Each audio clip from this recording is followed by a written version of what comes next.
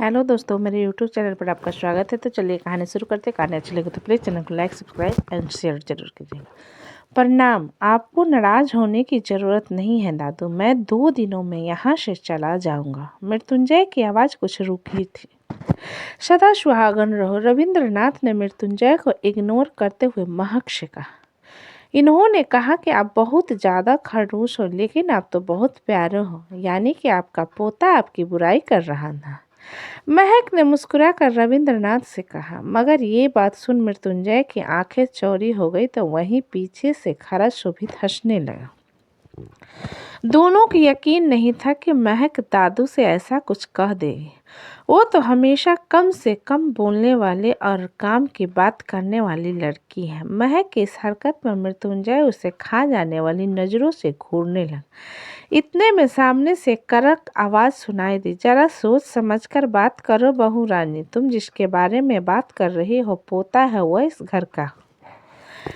महक ने जब अपनी नज़रें उठाकर सामने देखा तो वहां करीब 65 साल की एक बूढ़ी औरत खड़ी हुई थी, जिसने महंगे कुंदन के जेवरात पहने हुए थे और बनारसी साड़ी पहने थे। उनके बालों का सलीके से जूड़ा बना हुआ था, लेकिन देखने में काफ़ी तेज और सख्त नज़र आ रही थी। दादी प्रणाम, हम तो बस मजाक कर रहे थे दादी माँ, हम आपको बुरा मानने की ज़रूरत नहीं है। महक ने फौरन आगे बढ़कर सावित्री दादी के पैर छू लिए। सावित्री ने महक को आशीर्वाद दिया और मृत्युंजय से बोली, सिर्फ 2 दिन क्यों रुकने वाले हो? इतनी जल्दीबाजी में कोई अपने घर आता है क्या? कंपनी में काफ़ी काम है और मनाली बिजनेस के चलते ही आ गया था, मृत्युंजय ने दादी को गले लगाते हुए कहा। सावित्री शोभित की तरफ देखते हुए बोली, क्या इतना भी नहीं सिखाया तुम्हारी माँ ने कि अपनी दादी से सालों बाद मिलने पर उन्हें गले लगाया करते हैं? दादी की बात पर शोभित ने जल्दी से आगे बढ़ सावित्री को गले लगा लिया और फिर अलग होते हुए बोला, मुझे लगा आप मुझे भूल चुकी होंगी। ऐसा कभी नहीं हो सकता कि मैं अपने बच्चों को भूल जाऊं। वैसे काफ़ी तारीफ हो रही थी तुम्हारी माँ की।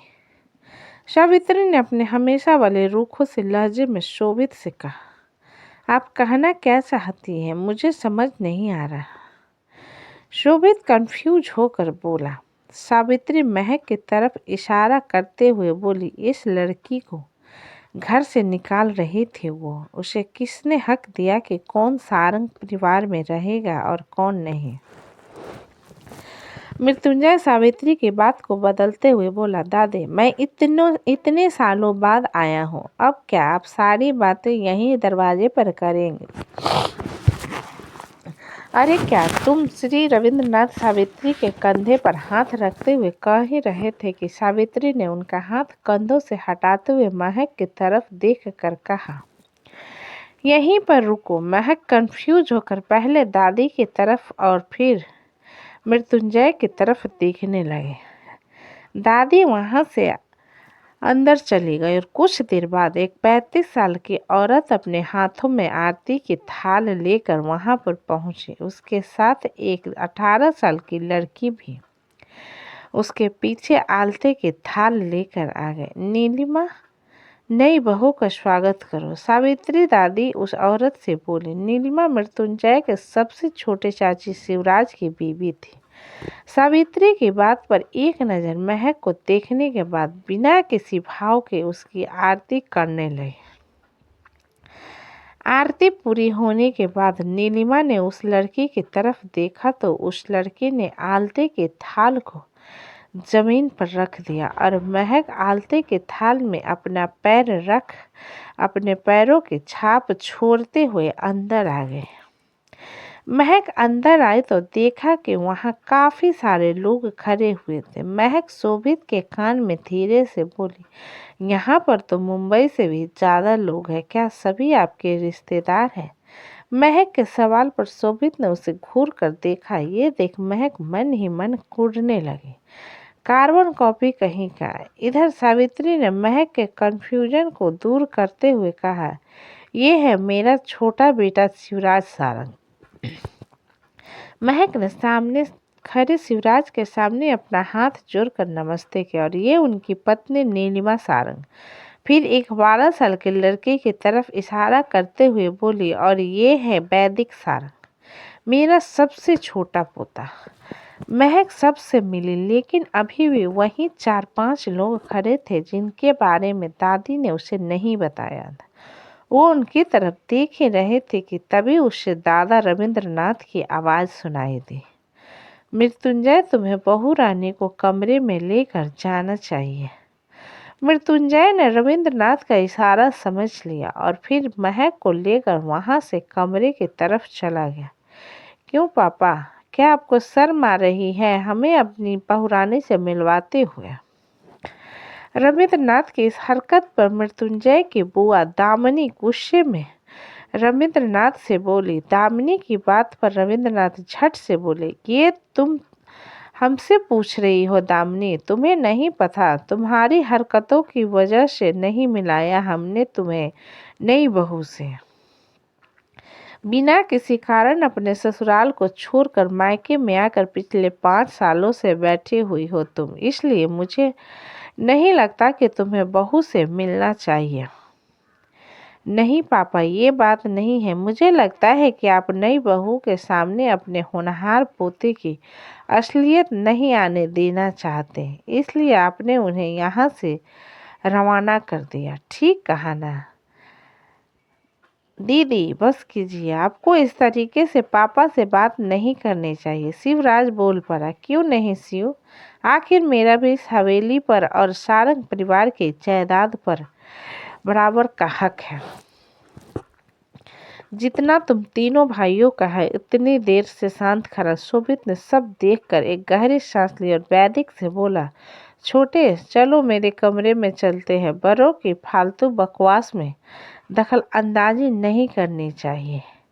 क्यों शोभित, असलियत सामने आ रही है तो तुम यहाँ से भाग रहे हो? दामिनी ने शोभित को तंज कसते हुए कहा। मिसेज भाटिया, जो कुछ भी बकवास आपको करनी है आप बेझिझक कर सकती हैं, लेकिन भाई के खिलाफ मैं आपकी एक बकवास भी बर्दाश्त नहीं करूंगा। शोभित दामिनी के सामने खड़ा होते हुए बोला, लंबे सफर से आए हो शोभित, जाकर आराम करो। सावित्री शोभित के कंधों पर हाथ रखते हुए बोली। ये सुन शोभित ने दामिनी को गुस्से भरी नजरों से घूरा और बिना देर किए अपने कमरे की तरफ चला गया। शोभित के जाते ही दामिनी मुद्दे पर आ गई और बोली, अब अगर आपकी बहू रानी आ ही गई है तो वसीयतनामा पढ़ लेते हैं ना, ताकि छुटकारा मिल सके। इन सभी जिम्मेदारियों से जिसे तुम अपना हक समझ रही हो, वो मेरे बाप के खून पसीने की कमाई हुई पूंजी है, जो मैं तुम्हारे हाथ तो हरगिज नहीं लगने दूंगा। रविंद्रनाथ ने दामिनी से गुस्से में कहा। ठीक है, फिर अब मैं सीधा आपकी नई बहुरानी से बात करूंगी। मैं भी देखती हूँ ये जायदाद मेरे नाम कैसे नहीं होगी। दामिनी ने अकड़ कर कहा। मुझे अफसोस होता है उस दिन पर जब मैंने तुम्हें पैदा किया था। सावित्री गुस्से में बोली। दीदी, आप इतना गुस्सा क्यों कर रही हो? आपको कमरे में जाना चाहिए। मैं भांजी को संभाल लूंगा। दामिनी के बगल में खड़े सावित्री के भाई शिशुपाल ने कहा। शिशुपाल, तुम कब जाने वाले हो? रविंद्रनाथ ने लगे हाथ पूछ लिया। जीजा जी, इस बार रक्षाबंधन को मनाने के बाद मैं चला जाऊंगा। शिशुपाल थोड़ा हिचकते हुए बोला। पिछले 8 साल से वही तो कह रहे हैं, इस त्योहार पर चला जाऊंगा, उस त्योहार पर चला जाऊंगा, लेकिन अभी तक हमारे घर से एक कदम भी बाहर नहीं निकाला। वहीं खड़ा वैदिक बड़बड़ाने लगा। उसकी बात उसके बगल में खड़ी शीतल ने सुन ली, जो सावित्री की छोटी बहन कंचन की पोती थी। वो पिछले 1 साल से अपनी पढ़ाई के पूरी करने के लिए यहाँ रुकी हुई थी। मौसा जी, आपको नहीं लगता कि अब आपको सच में चले जाना चाहिए? वो भी आखिरकार बोल पड़ी। लगता है तुम बच्चे मुझे यहाँ से भगाने की फिराक में हो, लेकिन फिलहाल मैं यहाँ से कहीं नहीं जाने वाला। इतना कहकर शिशुपाल वहां से चला गया। उसके पीछे दामिनी भी चली गई। दादी, मैंने कुछ गलत कहा, शीतल मुंह लटकाकर सावित्री से बोली। शीतल, तुम्हें शिशुपाल से इस तरह साफ साफ यहाँ से जाने की बात नहीं करनी चाहिए थी। वो हमारा भाई है और हमें उसके यहाँ होने से कोई दिक्कत नहीं है। सावित्री का रुख शीतल को डांटते हुए रविंद्रनाथ की तरफ हो गया था। इधर कमरे में महक अभी भी इस बात से परेशान थी कि वो लोग कौन थे जिनसे दादी ने उसे मिलवाना जरूरी नहीं समझा। क्या वो लोग उसे इस घर का हिस्सा नहीं समझते, इसलिए उन्होंने उसे उन बाकी लोगों से मिलवाना ठीक नहीं समझा। महक ये सब सोच रही थी, तभी उसकी नज़र मृत्युंजय पर पड़ी, जो फ्रेश होकर वॉशरूम से बाहर आया था। आपने बताया नहीं कि वो सारे लोग, मैंने तुमसे कहा था ना, दादा दादी के अलावा किसी और से मतलब रखने के बारे में मत सोचना, तो तुम अपना दिमाग क्यों चला रही हो?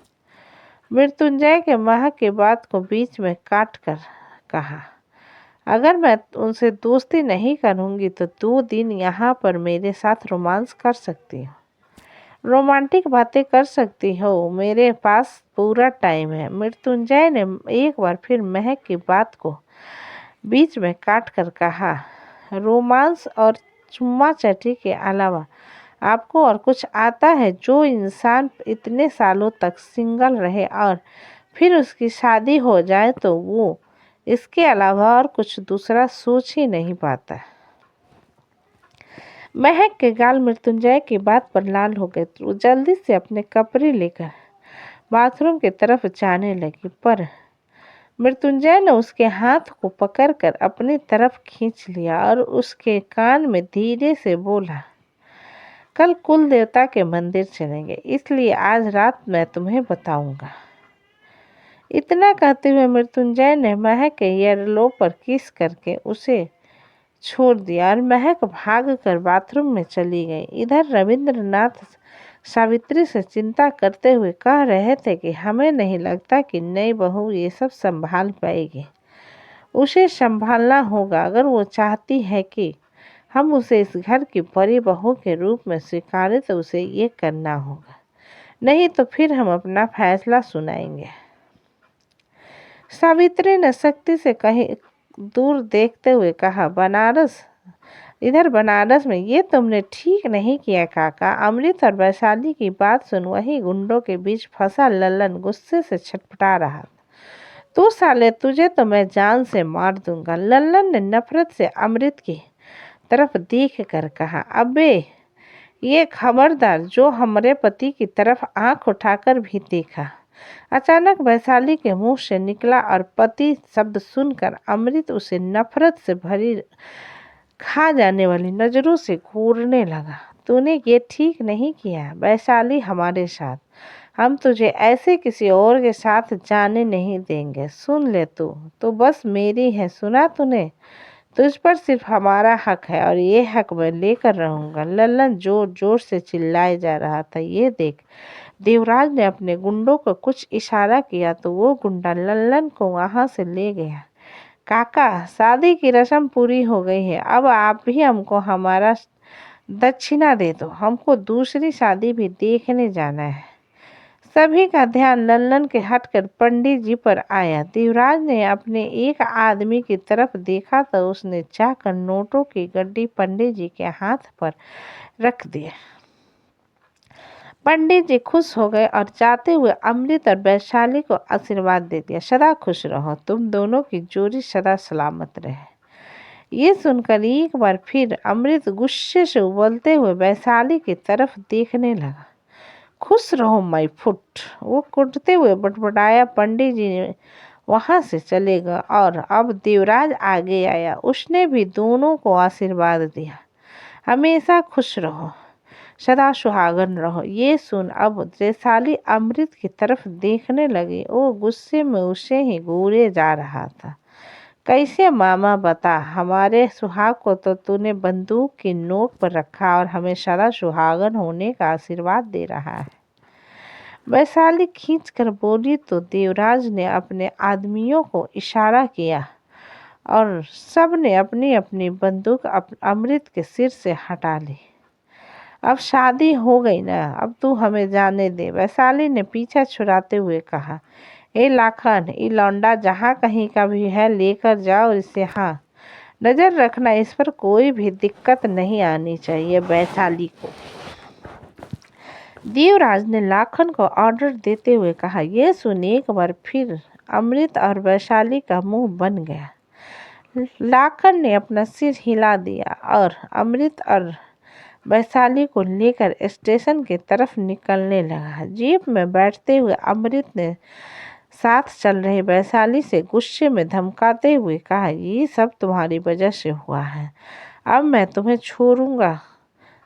तुम्हें बताऊंगा कि अमृत सारंग कौन है। आसाम सारंग हवेली। शाम ढल रही थी और रात में तब्दील हो रही थी। साथ में उस हवेली की खूबसूरती और ज़्यादा बढ़ रही थी, क्योंकि हर तरफ दिए और लाइट से वो हवेली सोने की तरह चमक रही थी। महक खूबसूरत पीले रंग की साड़ी में कमरे से बाहर नीचे आई तो देखा कि सभी लोग मेन हॉल में बैठे बातें कर रहे थे, लेकिन मृत्युंजय वहां से गायब था। सावित्री महक की तरफ देखते हुए बोली, आओ बहू, यहाँ पर बैठो। दामिनी महक के सामने आते हुए बोली, बहू रानी, मैं तुम्हारी बुआ सास हूँ। क्या तुम्हें नहीं सिखाया गया कि अपने से बड़े को पैर छुआ करते हैं? महक हल्का मुस्कुरा कर दामिनी के पैर छूते हुए बोले, हमें माफ़ कीजिएगा, हमें यहाँ पर किसी ने नहीं बताया कि आप कौन हैं। प्रणाम। दामिनी महक के सिर पर हाथ फेरते हुए बोली, सदा सुहागन रहो। लेकिन तुम्हें देखकर लगता है कि मृत्युंजय तुमसे कुछ खास खुश नहीं है। मृत्युंजय सीढ़ियों से नीचे आते ही बोला, इससे आपको कोई मतलब नहीं होना चाहिए कि मेरी पत्नी से मैं कितना खुश हूँ और कितना नहीं। आपको खुद पर ध्यान देना चाहिए। मृत्युंजय के रौब भरी आवाज़ पर सभी लोग उसकी तरफ देखने लगे। मृत्युंजय महक के पास आ गया और उसे कमर से पकड़कर अपने आप से सटाते हुए दामिनी से बोला, मेरी बीवी से मैं बहुत प्यार करता हूँ और मुझे नहीं लगता कि इस बारे में मैं आपको लाइव टेलीकास्ट दिखाने की ज़रूरत है। दामिनी मृत्युंजय की बात पर बोली, लगता है शहर जाकर तुम तमीज़ भी भूल चुके हो। तमीज़ मुझे बहुत अच्छे से याद है, लेकिन शायद इतने सालों से आपने परिवार और पति से दूर रहकर आप ये भूल चुके हैं कि पति पत्नी का रिश्ता क्या होता है। मृत्युंजय ने सीधा सा जवाब दिया। दामिनी गुस्से भरी नज़रों से मृत्युंजय की तरफ देखने लगी, लेकिन मृत्युंजय ने उसकी नज़रों को पूरी तरीके से इग्नोर कर दिया और महक को घूरते हुए बोला, तुमसे क्या कहा था मैंने? महक मासूम सा चेहरा बनाते हुए बोली, मुझे क्या पता था कि उन्होंने आशीर्वाद लेने के लिए कहा। मैंने कर दिया। इसमें तो आपकी ही बड़ाई हो रही है ना, लेकिन आपको तो मुंह फुलाने से फुर्सत नहीं है। सावित्री मृत्युंजय की तरफ देखते हुए बोली, क्या बात है मृत्युंजय, लगता है बहू रानी से काफी प्यार करते हो तुम। मृत्युंजय सावित्री की बात पर बोला, हाँ, मैं अपनी पत्नी से बहुत प्यार करता हूँ। महक मृत्युंजय की बात पर उसकी तरफ देखने लगे। कहा तो वो कल तक ये कबूल करने को भी रेडी नहीं था कि वो उसे पसंद करता है, और आज सबके सामने दिखावा कर रहा है। तभी मृत्युंजय ने महक के कान में धीरे से कहता है, कमरे में बताऊंगा तुमसे कितना प्यार करता हूँ। अभी इस तरीके से मुझे मत देखो, अदरवाइज मैं तुम्हें यहीं पर किस कर सकता। महक जल्दी से मृत्युंजय से दूर होकर खड़ी हो गई और सावित्री की तरफ देखते हुए बोली, दादी माँ, अगर आपको ऐतराज न हो तो क्या मैं आप सबके लिए खाना। मृत्युंजय महक की बात को बीच में काट कर बोला, तुम नहीं बनाओगी। मैंने तुमसे कहा था ना, मेरे अलावा तुम किसी और के लिए खाना नहीं बनाएगी।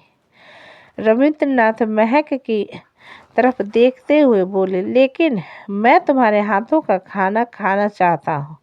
मृत्युंजय रविंद्रनाथ की तरफ देखते हुए बोला, वो मेरे अलावा किसी और के लिए खाना नहीं बनाती दादाजी। मृत्युंजय महक को घूरते हुए बोला, उसका हाथ जल गया तो और इतनी बड़ी फैमिली के लोग अकेले खाना कैसे बनाएगी। महक मृत्युंजय की बात पर बोली, मैं बहुत लोगों का खाना। तुम चुप रहो, मैंने तुमसे कहा बात करने के लिए, नहीं ना, तो तुम बीच में क्यों बोल रही हो। मृत्युंजय ने महक को घूरते हुए कहा। महक मृत्युंजय को छिड़कने पर चुपचाप खड़ी हो गई। तभी सावित्री महक की तरफ देखते हुए बोली, अगर तुम यहाँ पर अपनी रसोई की पहली रस्म पूरा करना चाहती हो तो जा सकती हो रसोई में, तुम्हारी मदद नीलिमा और शीतल कर देंगे। तो दोस्तों, कहानी कैसी लगी मुझे कमेंट में लिखें। अच्छी लगे तो प्लीज़ चैनल को लाइक, सब्सक्राइब एंड शेयर करें। हमें अपना कीमती समय देने के लिए धन्यवाद।